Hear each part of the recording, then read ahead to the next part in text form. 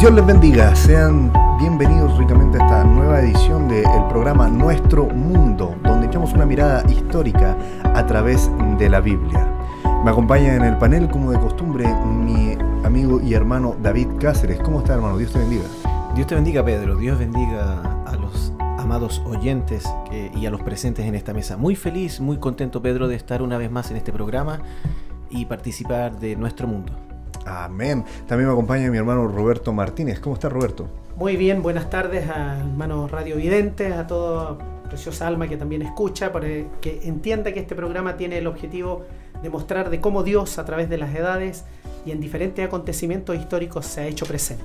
Por supuesto que nada está hecho al azar. Correcto. Que todo hecho y acontecimiento a través de la historia tiene un propósito. También me acompaña nuestro hermano David Fernández. ¿Cómo está, hermano David? Dios te bendiga. Hola, hermano Pedro. Bien, feliz una vez más de disfrutar de la gracia de Dios, de las misericordias diarias que Dios nos concede y estar reunidos nuevamente acá en este programa maravilloso, ¿cierto?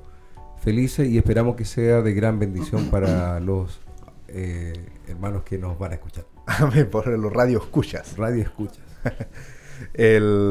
Porque claro, esta es una edición un tanto especial, ya que nos vamos a abocar únicamente en la radio, en lo que es radio como tal, y no vamos a estar transmitiendo a través de video. En los programas que hemos venido, los temas que hemos venido abordando en los programas anteriores han sido referentes a la visión de Daniel de los 4 grandes imperios, partiendo por Babilonia, seguido del imperio medo-persa, y ahora estamos ya para terminar el imperio greco-macedónico, la historia de Alejandro Magno. En el programa anterior quedamos en la batalla del Gránico, ¿no, hermano David Fernández? ¿Usted qué parte con la edición ahora, la última parte de la vida de Alejandro Magno? Correcto. La última batalla que vimos en el programa anterior, pudimos evidenciar cómo Alejandro ya se posiciona como un gran líder y da a conocer sus más grandes dotes de militar, de general, de táctico, de hegemón, ¿cierto? Recordemos que la Liga de Corinto le dio este título de hegemón, le concedió todos los poderes militares para que fuera a enfrentar a los griegos, y en esta primera batalla, que fue subestimado Alejandro casi por ser un niño, lo hablamos en el programa anterior, hizo notoria su capacidad militar, su capacidad estratégica, su capacidad táctica, y venció a los persas en esta primera y gran batalla de Alejandro Magno. Y el inicio de su plan, ¿cierto?, donde comienza a encumbrarse de una manera inusual en este periodo histórico. Para contextualizar a quienes nos estén escuchando y que no hayan escuchado los programas anteriores, ¿qué era la Liga de Corinto, hermano David? Era una liga compuesta por ciudades-estados griegas, ¿cierto?, que tenían la capacidad de generar leyes o de autorizar ciertas acciones que se iban a realizar, ¿ya?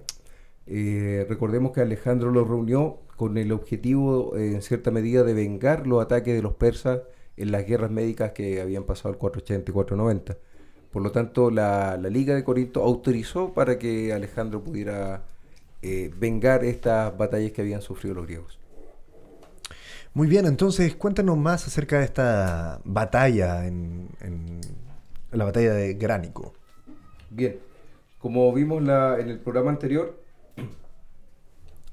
Alejandro, ¿cierto?, hace su aparición, y que lo importante y lo interesante acá es que dijimos que heredó las mismas tropas de su padre, con la característica que tenía la capacidad de ser flexible ante un ataque o contraataque en el campo militar. Lo interesante de esto es que Alejandro dirigía la caballería llamada de los asociados. Él mismo lideraba esta caballería y sorprendió a los persas. Recordemos que ¿cuál fue el tema acá y el escenario y el contexto? Es que el río Gránico, ¿cierto?, era un obstáculo natural, ¿bien? Y los persas estaban al otro lado del río y observaban, tenían completa visión el uno del otro en el campo de batalla de lo que estaba haciendo. Por lo tanto, confiaron un poquito y dijeron, bueno, Alejandro está intentando cruzar el río, ¿cierto? Era un poco descabellado lo que estaba haciendo Alejandro, ¿ya? Recordemos que al cruzar el río tienes tiene un poco de lo complejo que no vas a cruzar de un punto A a un B directamente, sino que el mismo río te va a arrastrar un poco más allá, ¿cierto? Claro. Por lo tanto, era bastante arriesgado lo que estaba haciendo Alejandro. Sin embargo, sorprendió a los persas, ¿cierto? ¿Por qué razón? Dijimos en el programa anterior que fue contra todo pronóstico. De hecho, Alejandro le preguntó a sus generales cómo atacaba y todos dijeron, no, esperemos, ¿cierto? Demos un tiempo. Pero ¿cuál era el problema? De esperar un poco más, las tropas del Imperio Persa estaban en camino. Por lo tanto, enfrentarse a un ejército que lo iba a superar 3 o 4 veces más era bastante arriesgado. Por lo tanto, Alejandro cruzó rápidamente el río y enfrentó a las tropas de inmediato y fue su primera gran victoria. Fue contra el rey Darío, ¿no? Si no me Correcto. equivoco. ¿En qué año estamos hablando de esto para refrescar la memoria a nuestros radio escuchas? En mayo del año 334 a.C. En mayo del año 334. Muy bien, ¿qué más nos podría seguir relatando acerca de la historia de Alejandro Magno desde ese punto en adelante? Bien, hay mucho que conversar y que discutir con respecto a estos temas, ¿ya? Me gustaría, sí, enfocar un poco el programa en comentar algunas cosas y dar un paso acá a Roberto en breve, ¿cierto? El año 331, ya 3 años después de la victoria del Gránico, Alejandro comienza a avanzar hacia Siria, ¿ya? Y después de 7 meses de asedio logra someter a Siria. Y fíjate un poco, si pudiéramos ver el mapa, que luego va a Egipto, somete a Egipto y funda Alejandría, ¿ya? La primera y la más conocida Alejandría fundada Claro. por Alejandro, ¿ya? Puesto que, como habíamos conversado, hay varias ciudades que van a recibir el nombre de Alejandría, ¿bien? Pero una de las más importantes es la Alejandría de Egipto. Y bueno, los sacerdotes ahí reconocen a Alejandro como hijo del sol, ¿cierto? Recordemos que ellos creen en Ra, en el dios sol. Lo reconocen como un hijo del sol. Y lo importante es que luego Alejandro va a fundar acá una de las bibliotecas más importantes de la antigüedad, la gran biblioteca de Alejandría. Y ahí me gustaría que Roberto nos pudiera comentar un poco, si tiene a bien, un poco de la cultura griega, ¿cierto? El legado que los griegos nos han dejado hoy día. Bueno, respecto a eso es el aporte de la literatura en Occidente, ¿ya? Porque tenemos que recordar que la literatura oriental tuvo una fuerza muy grande en esos momentos sobre los imperios, pero la literatura griega clásica representa una ruptura frente a las literaturas orientales, significa la aparición del individuo creador, ¿ya? Y en este caso, ¿cierto? Ellos se entronizan, ¿cierto? Con una obra magna de Homero, que en el fondo son dos, la Ilíada y la Odisea, en donde representa, ¿cierto?, las hazañas a través del canto. Son 24 cantos que constan estas obras, representan lo épico, ¿ya? La poesía épica que era necesaria a través del relato. Todo comienza a través del relato oral. Entonces, en este desarrollo van apareciendo personajes, ¿cierto?, autores que van haciendo sus aportes, pero el más significativo, que de hecho lo comentábamos en el programa anterior, fue de influencia para Alejandro, fue la Odisea, ¿cierto? La Odisea y la Ilíada, ambas obras lograron influenciar en su espíritu de conquistador y guerrero. Entonces, en esto, a través de los tiempos ha perdurado, se ha mantenido. Pero también así hay otros poemas cantados también, Gilgamesh, por ejemplo, que es otro también que es de importancia, y tenemos algunos autores que les podemos compartir, ¿cierto? Dentro de la historiografía, el aporte histórico, tenemos a Heródoto, tenemos a Plutarco. Destaquemos que Heródoto es conocido como el padre de la historia. Correcto, sí. Claro. Él escribe Los 9 libros de la historia. los 9 libros precisamente, y él establece dentro del patrón de lo que sería la historiografía y ahí el desarrollo de los historiadores como tal. Entonces, de ahí tenemos a Esateo de Mileto, ¿cierto? También tenemos a Genofonte y tenemos a Plutarco, ¿cierto? Dentro de su aporte en la historiografía. Oye, Roberto, ya que mencionas a Plutarco, Plutarco escribe el libro, ¿cierto?, que es Vidas Paralelas. Sí. Muy interesante porque hace una comparación entre los grandes personajes y entre ellos también tenemos a Alejandro, ¿cierto? Sí. Bien, hace comparación entre Alejandro, Julio César posteriormente. Claro, porque ellos, bueno, él... Una especie de biografía de personas de la historia, muy distinto a ciertos historiadores que hacían relatos históricos. Este se enfoca ahora en la persona como tal. Sí, lo que pasa es que Plutarco podríamos decir que es uno de los que se inicia como biógrafo, ¿ya?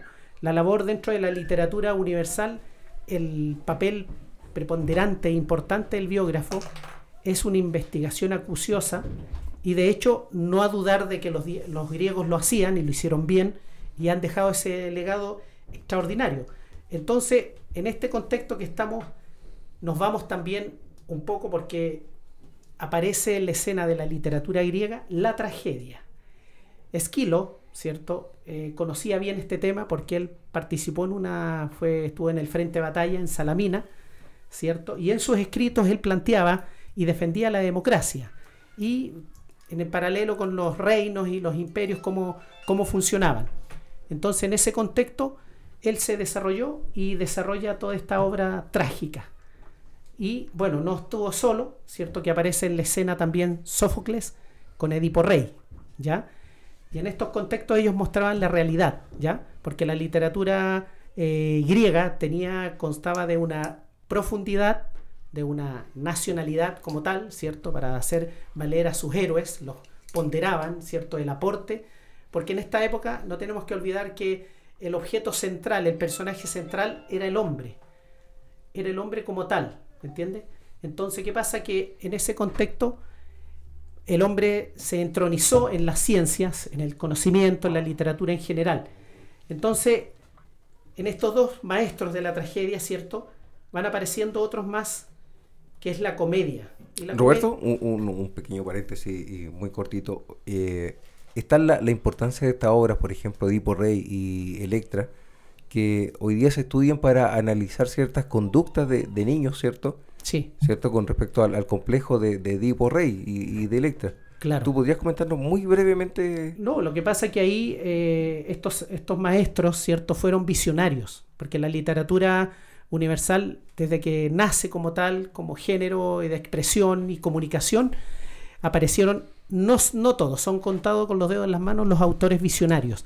Y ellos vieron, ¿cierto?, porque al ver la convivencia que tenían ahí los griegos con sus pares, entre padre, madre, hijo y parientes cercanos, entonces ellos se les comienza a iluminar y desarrollan un argumento, un guión de la vida, y empiezan a presentarlo de tal manera que dice, esto parte aquí y esto va a continuar. Y bueno, como ellos lo titulan, la tragedia. Y la tragedia griega, de verdad, ¿cierto? Porque estos señores, Esquilo también hace las representaciones al escenario, las lleva al escenario, al aire libre, y nace el teatro también. Entonces, en ese contexto, ellos, la riqueza que nos aportaron fue extraordinaria. Entonces, en ese contexto, la comedia, la tragedia, es el aporte actual, ¿cierto? Se le debe, ¿cierto?, a la literatura universal. Dígame. Ahora también, en base a lo que ustedes están comentando, podemos apreciar que Eclesiastés también habla en base a eso, que bien nos comenta nuestro hermano Roberto, que es que el predicador por excelencia, que en la Biblia, o así lo llaman los grandes historiadores bíblicos, Salomón, dice que no hay nada nuevo bajo el sol. Entonces toman ese argumento, se puede tomar ese argumento y ver lo que estos grandes escritores hicieron en ese tiempo antiguo, y los psicólogos actuales toman modelos conductuales y los nombran con estos grandes tramas, historias, sí, que se vieron reflejadas en estos griegos. Precisamente, justamente, muy importante soporte, hermano David, porque de verdad la gente tiene muchas dudas, sobre todo las nuevas generaciones, respecto a los procesos conductuales de los hijos, de los padres y todo este tema. Y a través de la literatura, que ha sido un vehículo eficiente, efectivo y veraz respecto a entregarnos una información concreta. O sea, esto es lo que viene. Y por ende, ¿cierto?, pasando los siglos, ¿cierto?, tenemos otro visionario que es William Shakespeare, que acoge estas tragedias y él se dio ese gusto también de repetir ese patrón, pero él tenía claro que el patrón original venía de Grecia.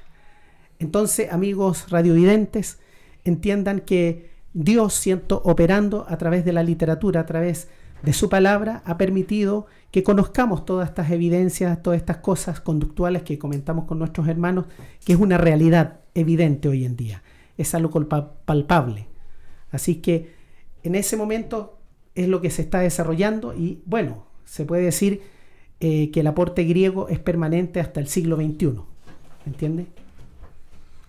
Claro, y bueno, todo lo que dijiste, bueno, hermano Roberto, fue una breve exposición del legado literario que nos dejaron los griegos, fue espectacular. Sí.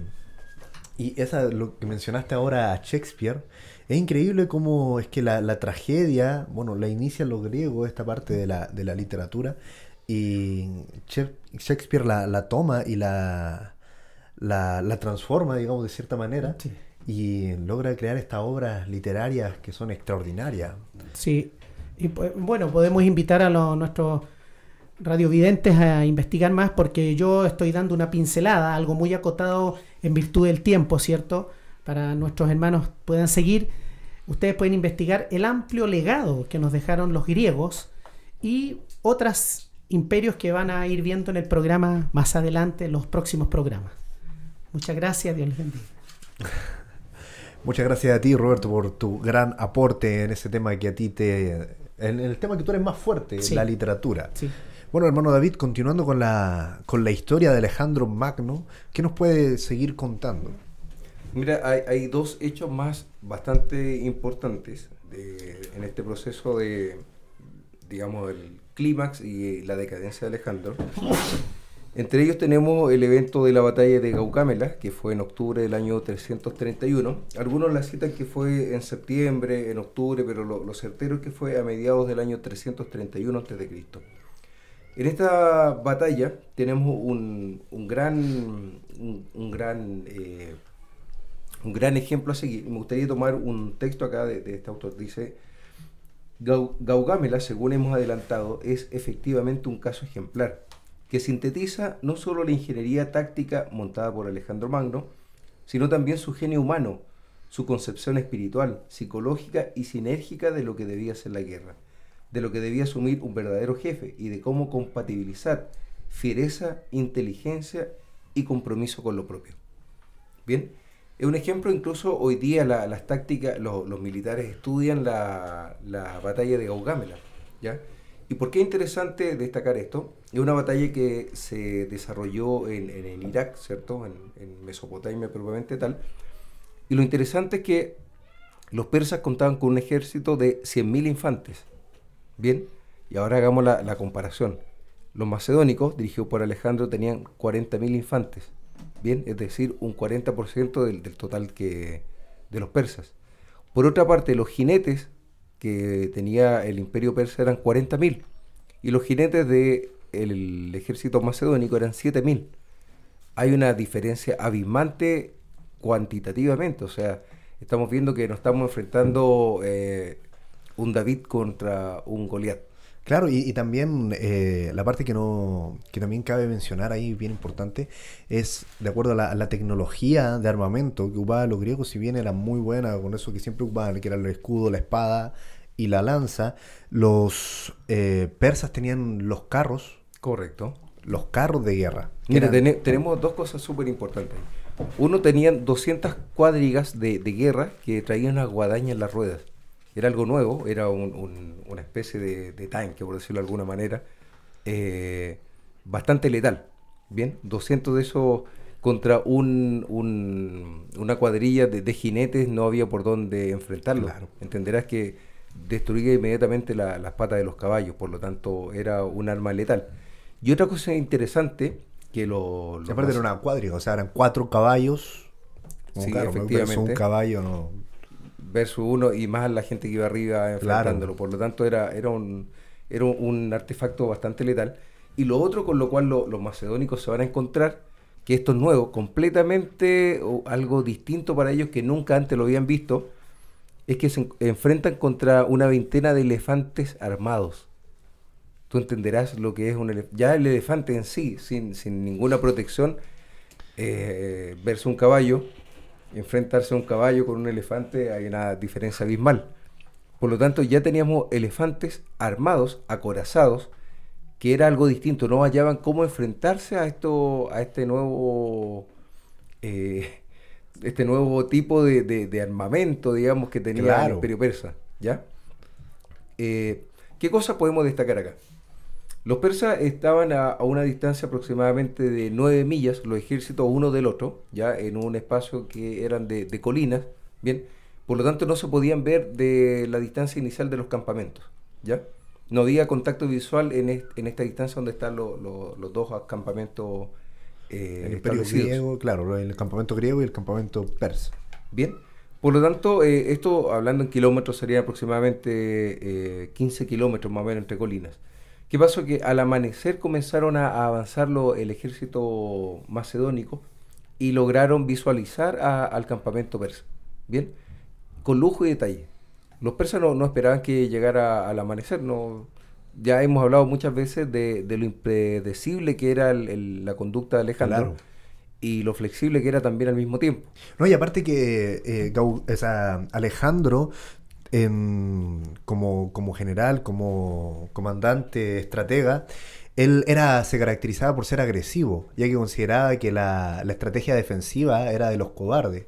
Y los persas, por su parte, al ver que eran mucho más que los griegos, esperaban que Alejandro realizara una estrategia defensiva, jamás que se le lanzara al ataque ahí como dice. Correcto. ¿Qué es lo que es importante acá destacar? Que antes de medianoche ya comienza a avanzar, por lo tanto al amanecer toma un grupo de persas prisioneros. Mira lo interesante de esto, de que toma estos prisioneros y comienza a sacar información de lujo y detalle de lo que era el campamento persa. Bien, frente a eso, teniendo toda esta información, la noche anterior, Alejandro estuvo cavilando, pensando cómo atacar. Bien, y al amanecer todo el ejército estaba preparado para la guerra, dicen los historiadores, y Alejandro no se levantaba. Y todo el mundo expectante de cuándo sale Alejandro de su tienda, y Alejandro no salía, por lo tanto la salida de Alejandro ese día fue bastante tardía. Bien, pero no es menor si tú tienes claro, si sacas la información y los soldados que fueron conquistados, ¿cierto?, y derrotados por él, tú le sacas información y te dicen, tenemos 100.000 infantes, tenemos 40.000 jinetes, 200 cuadrigas de guerra y 20 elefantes, y ahora tú comienzas a analizar, ¿cierto? Yo tengo 40.000 infantes versus 100.000, 7.000 jinetes versus 40.000, y estas otras cosas que no conozco. Era para estar toda una noche y a lo mejor más tiempo analizando estrategias de ataque. Bien, por lo tanto no podemos decir, hoy quizás estuvo de parranda esa noche. No, estuvo analizando fríamente cómo atacar, cómo dar el golpe inicial. Bien, y como bien decías tú hace unos minutos, Alejandro no era de defensa, sino que era de ataque.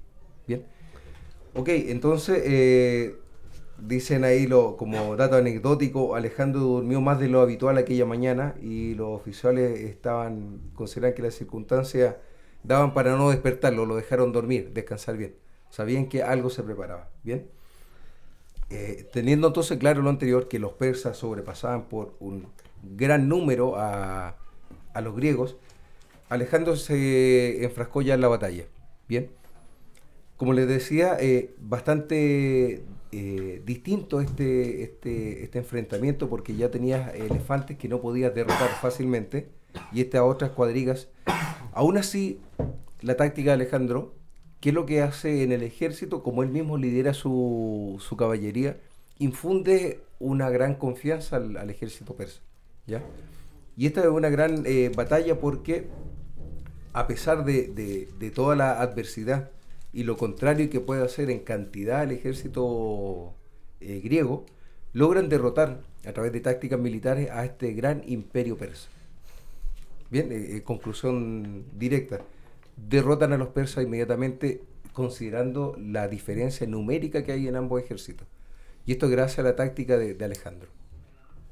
¿No? Y que, bueno, su táctica, digamos, es muy complicada, muy complejo hablar de la táctica de Alejandro a través de este medio, ¿no? De la radio. Correcto. Y explicar cómo estaban posicionadas cada una de las tropas en esta formación oblicua que adoptó Alejandro de generales e historias que él había escuchado y había conocido. Pero de verdad es extraordinaria la batalla de Gaugamela, porque eran un aproximado de 240.000 versus 47.000 soldados. O sea, era impensable que Alejandro ganara. Contaba así con generales muy capacitados y de mucha experiencia, verdaderos veteranos de guerra, como Parmenio, por ejemplo, ¿no, hermano David Fernández? Correcto. Fue algo extraordinario. Y bueno, en cuanto a todo esto, ya hacemos una pequeña pausa aquí en la batalla de Gaugamela, porque hablar de una batalla como esta, digamos, cuando sobrepasaban en número a los vencedores, hay quienes vencieron en esta batalla, su enemigo los sobrepasaban en número, en tecnología, lo cual no es menor, hablando de guerra no es menor que lo hayan sobrepasado en tecnología, y en cosas que estos guerreros griegos no conocían. Es para acercarnos un poquito más a la palabra del Señor, porque algo hay ahí que se pueda sacar, ¿o no, hermano David Cáceres? Sí, hermano Pedro, es bastante inspiracional observar y estudiar esta batalla de Gaugamela, principalmente por lo que ustedes ambos conversaban de los números, las diferencias abismales que habían entre uno y otro. Y no podemos dejar de apreciar el paralelo que tiene esta batalla con nuestra batalla, con lo que nos enfrentamos nosotros como cristianos. Lo que Amén. Se enfrenta usted, Radio Escucha, como un ser humano que está viviendo en el final de la historia como la conocemos. La Biblia nos dice en Efesios 6, versículo 12, capítulo 6, verso 12, dice que nosotros no tenemos lucha contra carne ni sangre, sino contra principados, contra potestades, contra gobernadores de las tinieblas de este siglo, contra huestes espirituales Amén. De maldad en las regiones celestes. No es cualquier batalla la que nosotros enfrentamos. Y más aún en este tiempo final, la Biblia nos enseña que fueron liberados 200 millones de demonios con el único fin de destruirnos a nosotros, destruirte a ti, alma que nos escucha. Entonces, ¿cuál es nuestra única fuente de escapatoria, o cuál es nuestro único refugio? Lo puedes encontrar en la Biblia. En Salmos dice que Jehová será refugio del pobre y refugio para el tiempo de angustia. Quizás tú te encuentras en este momento, tal como los griegos se vieron enfrentados, o tal como Alejandro se vio enfrentado en su día a un ejército imponente, a bestias que él no conocía, a un enemigo prácticamente invencible. Pero nosotros, al igual que Alejandro tuvo la posibilidad de utilizar su mente y su ingenio, pero nosotros no tenemos mente ni ingenio, pero tenemos el apoyo del príncipe de las huestes de Jehová, que lo tuvo también, lo podemos ver en la Biblia, que lo tuvo Josué, el cual nos puede dar las tácticas para poder vencer a nuestro adversario el diablo. ¿Y cuál es nuestra táctica? ¿Cuál es nuestra fuerte? Nuestro fuerte es la palabra del Señor. Si tú tienes la palabra del Señor en tu mano, si tú estás con esa palabra, con esa fuente de inspiración para tu vida, entonces podrás hacerle frente a estas huestes que vienen contra ti, porque hay una promesa para el vencedor. Hay una promesa para ti, hay una promesa para mí en este día. Amén. Que está en Apocalipsis 3, capítulo 3, verso 21, que dice que al que venciere, le daré que se siente conmigo en mi trono, así como yo he vencido, dice Jesús, y me he sentado con mi Padre en su trono. Esa es nuestra promesa, esa es nuestra meta. Cuando podemos ver, tu alma que nos escucha, puedes ver el mundo que te rodea y puedes apreciar que incluso los científicos dicen que no hay forma de que esto mejore. Cuando lo que nosotros siempre conocimos como recursos renovables ya no se están renovando, porque no hay capacidad para renovar ni aire, ni agua, ni árboles. No hay nada no hay nada que te predique de algo bueno, porque todo está llegando a su fin. Nosotros creemos a un profeta, William Marion Branham, que nos dijo que el mundo se estaba cayendo a pedazos. Quizás para el tiempo de nuestro profeta eso era algo profético, algo visionario, algo futurista, pero hoy día nosotros estamos viendo que el mundo efectivamente se está cayendo a pedazos. Entonces, ¿cuál es nuestro único refugio? Cristo.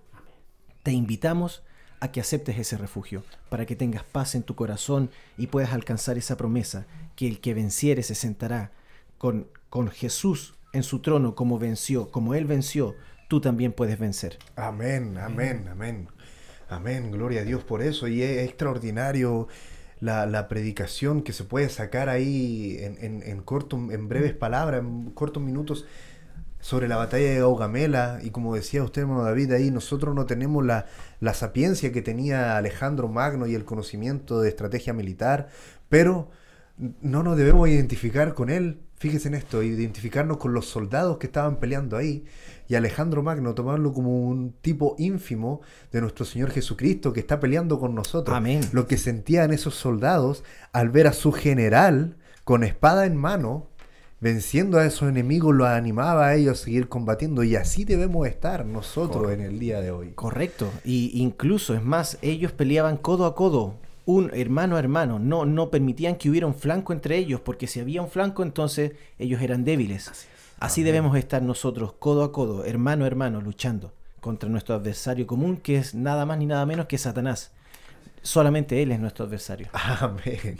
Gloria a Dios. Bueno, ese fue un pequeño paréntesis que esperamos que haya sido refrescante para usted, querido, amado Radio Escucha. Continuamos con la historia de Alejandro Magno, ya para llevarla a su fin, porque en el próximo programa debemos entrar con el Imperio Romano. Correcto. Hermano David Fernández, cuéntenos. Mira, voy a ser bastante breve en este tema que es muy apasionante. Ya sabemos que Alejandro lideraba su tropa de caballería asociada, ¿cierto? Amén. Y comenzó a atacar por el flanco izquierdo al ejército al ejército persa. Bien, lo conversamos en algún minuto. Darío siempre se ubicaba en el centro de su ejército, resguardado casi intocablemente. Cuando Alejandro comienza a atacar el ala, digamos, izquierda del ejército de Darío, Darío se vio tan presionado que mandó que la misma caballería enfrentara a Alejandro y abre un flanco en el centro de su cuerpo de quienes lo protegían, ¿cierto? Lo cual hábilmente Alejandro vio esa brecha y entró por ella. Entró por ella a todo galope, por decirlo de alguna manera, con su espada en la mano, y estuvo a metros de Darío. Estuvo a metros, lo vio a los ojos y de ahí le gritó que hicieran un combate personal. Ya, así cuentan los relatos históricos. Darío, ¿qué es lo que hizo? Al igual que en todas las batallas anteriores. Y aquí podemos hacer una comparación, ¿cierto?, con nuestro enemigo común. Cuando lo vio tan decidido, Darío usó su táctica y su estrategia preferida. Huyó. Salió huyendo. Bien, salió huyendo. Cuando tú estás convencido de algo, el diablo sale huyendo finalmente. Amén. Y Darío salió huyendo, ¿cierto? Y Alejandro detrás de él, siguiéndolo, a metros siguiéndolo. Pero ¿qué pasó? Que por otro lado tenemos claro que hay una diferencia notoria en estos dos ejércitos que se están enfrentando. Y Parmenio, como lo mencionaste hace un rato, uno de los generales de Alejandro y que estaba a cargo del otro flanco de caballería, estaba siendo superado por el ejército persa. Entonces acá en la historia hay un momento que, una paradoja, ¿cierto? A un momento de decisión. Parmenio manda a su hijo a comunicarle a Alejandro de que está siendo atacado y está siendo casi superado por los persas. Alejandro está en persecución de Darío, que es su presa principal. Claro. O sea, en este minuto tiene que tomar una decisión. Persigue a lo más preciado que tiene, que es este rey, y derrotarlo completamente, o vuelve a defender a Parmenio. ¿Qué implica ambas decisiones? Si tomo a Darío, logro mi objetivo final. Recordemos que estamos hablando estamos hablando de un estratega. Ya, y hablamos en los programas anteriores, más bien dicho, la diferencia entre la táctica y la estrategia, ¿cierto? Bien, esto es el objetivo era derrotar a Darío. Bien. Alejandro lo tiene a metros, Por lo tanto, ¿qué hace? Sigue y derrota a Darío y sufre las bajas de su ejército, o deja huir a su presa y se devuelve a apoyar. Tenía un dilema ético. Un dilema ético. ¿Qué es lo que hacía? Si seguía con su plan de atrapar a Darío, iba a sacrificar muchas de sus tropas, que ya eran menores en número, y se iba a ver expuesto luego por todo su ejército y lo iban a cuestionar. Y ahora sí prefirió seguir esto otro, iniciativa propia, y no acudió. Por lo tanto, muy en contra suya, ¿cierto?, de toda su pasión, se tuvo que devolver y apoyar a Parmenio. Bien, dejó huir a su presa en este minuto. Alejandro se devuelve, apoya a Parmenio, ¿ya? Y comienzan a derrotar a este grupo. Finalmente el objetivo lo va a cumplir igual. Claro. Posterior a esto sigue a Darío y logra atraparlo, ¿ya? Darío ofrece conquistar todo Persia. Y pasa a conquistar todo Persia. Darío ofrece todo por su vida, por su familia. ¿Ya? No hay precio para Alejandro, no tiene precio tener a Darío ahí. Bien. Entonces finalmente logra conquistar esto, y debemos seguir avanzando porque si no vamos a quedar cortos en este programa. Una de las primeras cosas, Alejandro incendia Persópolis, que era como la ciudad más importante de los persas. Se le llama la capital del imperio persa y la puerta de todas las naciones. Esa era la importancia que tenía esta ciudad. De hecho, hoy día a las ruinas arqueológicas se sigue visitando los murales de esta gran ciudad, bien, en Irak. Incendia esto, algunos le ponen ahí la explicación, fue en venganza, ¿cierto?, de que los persas incendiaron la Acrópolis en Grecia, ¿ya? Bien, Darío muere asesinado, ¿cierto? Alejandro se proclama como sucesor legítimo, y aquí comienza a suceder algo muy particular. Alejandro hace una simbiosis, una unión de culturas orientales y griegas. Bien, Alejandro adopta la indumentaria persa, la ropa que usaba antes. Darío comienza a usarla él. Recordemos que la vestimenta griega era bastante sencilla, ¿cierto? Pero ahora se empieza a ataviar con el ropaje persa, y esto ya comienza a generar una oposición de su gente. Dice, ¿qué le está pasando a Alejandro? ¿Ah? ¿Por qué se viste como ellos? Comienza a casarse con las princesas de los pueblos conquistados. ¿Qué es lo que es esto? Porque a veces uno dice, oye, tal rey se casó con la hija de este otro rey. Es estrategia militar. Es para lograr unir esto, porque se genera una paz. Ya te casas con la hija de este rey de este lugar, generas una paz. Porque claro, los hijos de ellos son hijos también de este rey conquistado. Por lo tanto, esto queda sometido pacíficamente en lo posterior, ¿ya? Adopta lo que es el saludo ceremonial cortesano persa, que se llama proskinesis. Y esto, ¿qué es lo que es? Es la postración. Es llegar a la presencia del rey y caer postrado ante él. Los generales y el pueblo y el ejército griego no tenían esta conducta, ni esta costumbre. Alejandro lo adoptó, y esto genera un gran rechazo de los griegos. Le dicen, oye, ¿qué pasó con Alejandro? ¿Por qué ahora tenemos que postrarnos? Entonces ahora adopta la deidad de Alejandro. Ya este es otro tema. O sea, cuando tú estás arriba, claro, y eres el todo suficiente en la guerra, estás arriba en lo económico, en lo militar, tienes fama, tienes dinero, tienes de todo, y ahora este hombre se transformó. Ya no es el mismo Alejandro que vimos a los 20 años enfrentando una batalla. Ahora es un casi Dios, ¿cierto? Donde no permite que alguien se acerque a él si no está postrado.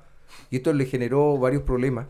Incluso, hablamos de Parmenio, llegó a asesinar a Parmenio también, y a su hijo y a varios que estaban en contra de las conductas que él estaba adoptando. Lo que Alejandro quería hacer era una simbiosis cultural. Era uno de sus generales más fieles. Más fieles, cercanos, ¿cierto? Y heredado también de su padre. Esto entonces genera igual un malestar en los griegos. Ya los griegos estaban desgastados de estas batallas, ¿cierto? Y se preguntaban cuándo terminaban. Ya Alejandro lo único que quería era alcanzar los confines de la tierra. Por lo tanto, ahora envió una expedición desde el 327 al 325, de 2 años de expedición a la India, ¿ya? Y aquí se encuentra con algo completamente distinto, una cultura completamente distinta a lo que él ya conocía. Lleva varios años fuera de Macedonia. Por lo tanto, ya Alejandro no está dispuesto a volver a Macedonia, sino que a crear el imperio acá, ¿ya? Claro. Funda varias ciudades, entre ellas Nicea, que tendrá después un carácter muy importante para nosotros como cristianos, que en algún minuto lo vamos a tomar en los programas sucesivos, ¿cierto? En el año 326 funda esta ciudad, y funda una ciudad que a lo mejor uno dice Bucéfala. Dice, ¿qué importancia tiene Bucéfala? Y Bucéfala es en honor al caballo de Alejandro Magno, que se llamaba Bucéfalo. ¿Bien? Que Pedro en algún minuto nos comentó detalles de ello. Por lo tanto, acá se inicia un plan de fusión macedónico-persa en el año 324. En Susa, una de las ciudades que está en Mesopotamia, entre los ríos Tigris y Éufrates, se celebra un matrimonio masivo entre los soldados macedónicos y las muchachas persas, para lograr esta unión de culturas, ¿ya? Y en este periodo Alejandro funda aproximadamente 70 ciudades entre Mesopotamia y la India, ¿bien? Para generar esta difusión cultural griega, y hace que el griego sea la lengua universal de esta zona. Otra cosa importante, cambió los sistemas de economía también, del oro pasó a la plata, ¿cierto? En estos intercambios comerciales. Y en honor al tiempo, ¿cierto? Podemos destacar acá que el 13 de junio del año 323, algunos hablan de los excesos de Alejandro. No tenemos claridad de cuál haya sido la razón, ¿cierto? Pero en el año 323, el 13 de junio, muere Alejandro Magno en Babilonia, producto del paludismo a los 33 años. Y con eso no quiere decir que el imperio terminó de inmediato, pero este es el principio del fin y la decadencia del imperio griego. Claro, macedonio. se comenzó a dividir. Lo que pasa es que igual, para que se puedan tener una mejor perspectiva de dónde hasta dónde abarcaba el imperio de Alejandro, ese es un imperio que abarcó 3 continentes, que alcanzó a abarcar de Europa a África y de África hasta Asia. Correcto. Abarcó desde el mar Mediterráneo hasta el océano Índico, si no me equivoco. Sí, así es, Pedro. ¿Qué países, digamos así, como para que nuestra audiencia se familiarice un poco con lo grande, lo extenso de este imperio? ¿Qué países abarcó, digamos, en la actualidad, se podrían identificar ahí? Bueno, partiendo por Grecia, ¿cierto? Hacia el sur, Egipto, todo lo que es la franja del Asia Menor, Siria, Irak, Pakistán, Uzbekistán. Casi todos los están. Todos los están, como dijiste en algún minuto. Mesopotamia, hoy día Mesopotamia la llamamos así, pero ahí está Irak actualmente, ¿cierto? Luego la India como tal, y entendiendo que la India también es un vasto... Claro, si no fue completo, fue hasta una parte, ¿no? Y parte de lo que son hoy día algunas estepas de Rusia, ¿cierto? Entonces no es menor la extensión del imperio de Alejandro. Wow. Y recordemos que fue un joven, o sea, estamos diciendo hoy día 33 años. No se colocaba el sol. No Se ponía el sol en el imperio. Wow, 33 años. ¿Quién tiene 33 años? Yo tengo 23.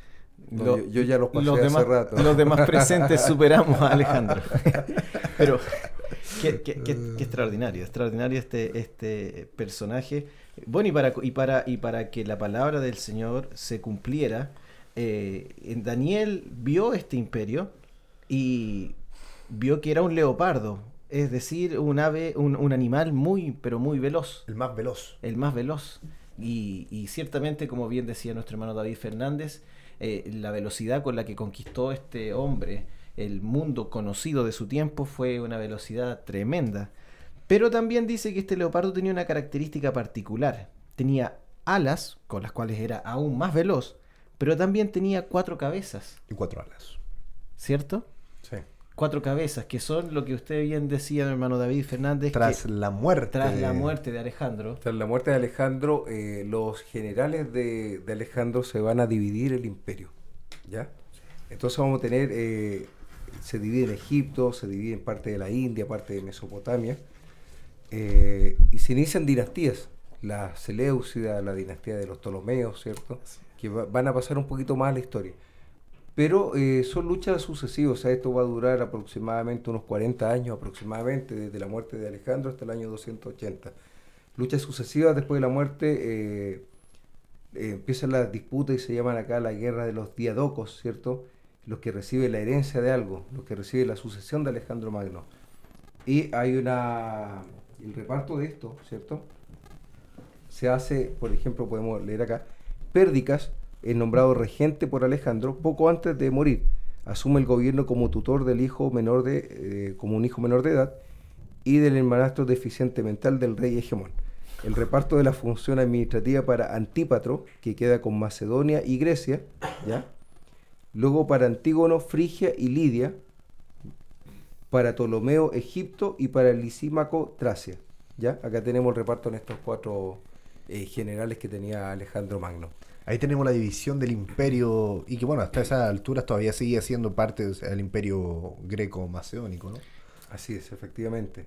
Y levantándose estaba un lobo. Hay un monstruo que no tenía...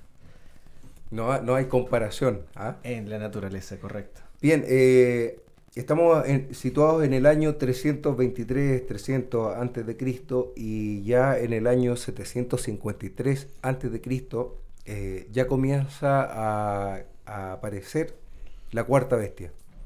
En pañales, por decirlo de alguna manera, a través de la mitología, ¿cierto? Donde hablamos de Rómulo y Remo. Claro, los descendientes de Eneas, si no me equivoco, también Sí, ya estamos hablando de la mitología, ¿no? Así es, que fueron amamantados por una loba. Eso es lo que nos dice la leyenda.